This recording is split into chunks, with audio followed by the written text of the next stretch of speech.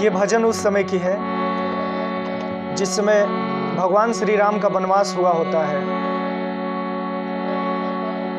और कोल भील जितने हैं ठाकुर जी के सेवा में जाते हैं और ये कहते हैं कि हे प्रभु मुझे भी अपने साथ ले चलिए। ठाकुर जी कहते हैं कि नहीं भाई, तुम अपना राज्य छोड़ के हमारे साथ कहाँ वन वन भटकोगे। कोल भील के सब बच्चे, सब कोल भील कहते हैं कि प्रभु कुछ दिन तो अपने साथ हमें रहने दीजिए। इस भावना को किसी कवि ने अपने लेखनी में बांध के उसे लयबद्ध किया है। हम और आप सब लोग मिलके उसका दर्शन और श्रवण लाभ प्राप्त करें। जय श्री राम। कोल भील कहते हैं प्रभु श्री राम जी से, हम तो कोल भील के बेटौआ,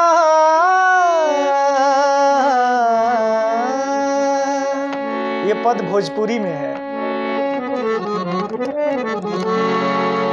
हम तो कोल भील के बेटौआ,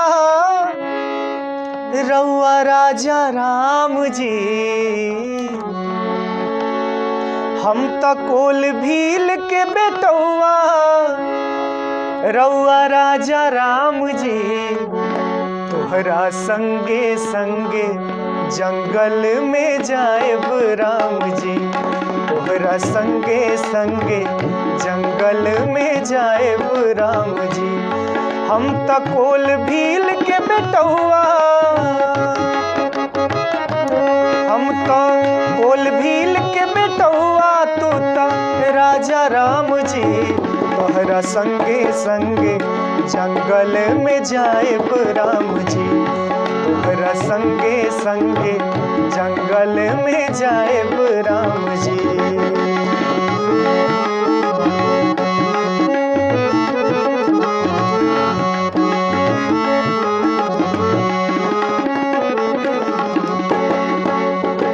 कोल भील कहते हैं कि प्रभु आप तो राजा हैं और हम लोग जंगली जीव जंतु के साथ रहने वाले कोल भील, इसलिए आपको जंगल के रास्ता का पता नहीं होगा उतना, बहुत बीहड़ रास्ते हैं। इसलिए हम लोग साथ में रहेंगे तो आपकी सेवा भी करेंगे, आपके रहने के लिए व्यवस्था भी करेंगे और आपके रास्ते का भी प्रबंध हम लोग करते रहेंगे, क्योंकि हम लोग जंगल के जानकार हैं।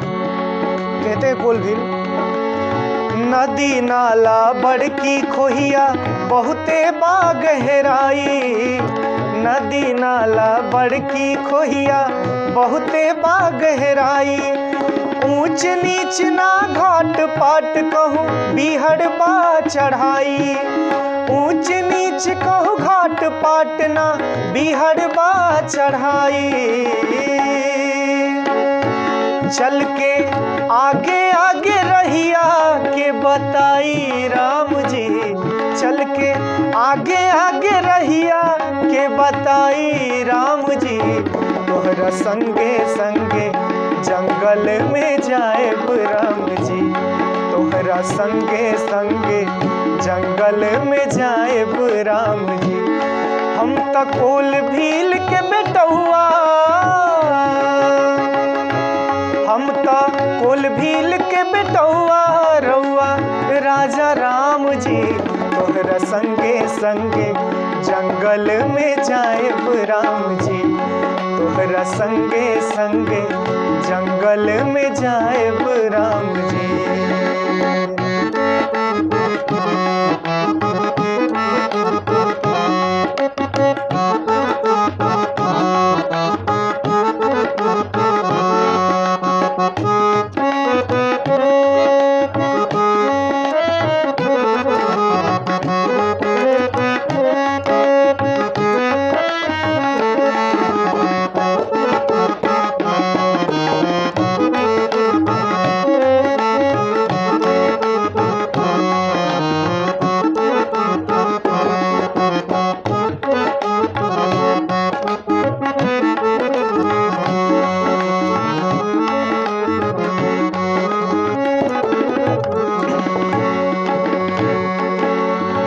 कहते हैं प्रभु से कि प्रभु आपके शरीर कितने कोमल हैं, आप इस बीहड़ जंगल में कैसे रहेंगे प्रभु। कोलभील कहते हैं, राजा रानी 14 बरस के भेज दिलन जंगल में।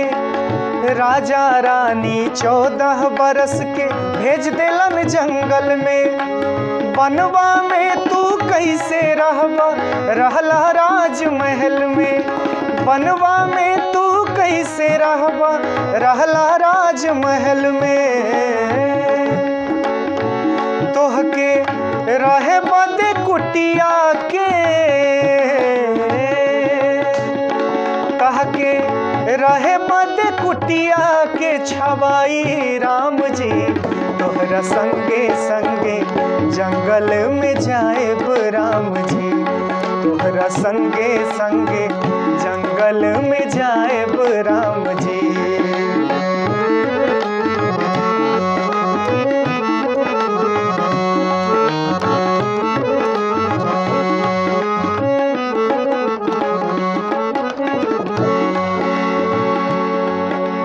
अति सुकुमारी सीता प्यारी संग में लक्ष्मण भैया।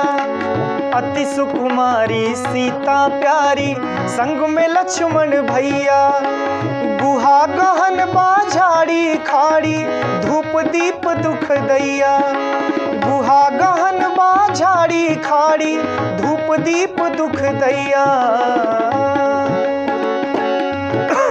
कोलभील के कह रहे हैं बच्चे सब, और कोलभील कह रहे हैं कि प्रभु जब आप थक जाएंगे रास्ते से चलते चलते, तो आपके कम से कम हम लोग चरण सेवा तो करेंगे।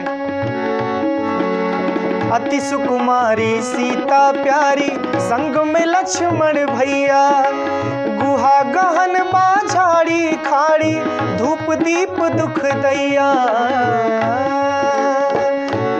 तोहर चरण कमल के दबाई राम जी। तोहर चरण कमल के दबाई राम जी। तोहरा संगे संगे जंगल में जाएब राम जी। तोहरा संगे संगे जंगल में जाएब राम जी।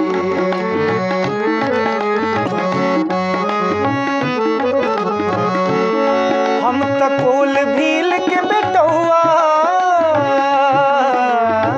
हम त कोलभील के बेटौआ। रउआ राजा राम जी तहरे संगे संगे जंगल में जाएब राम जी।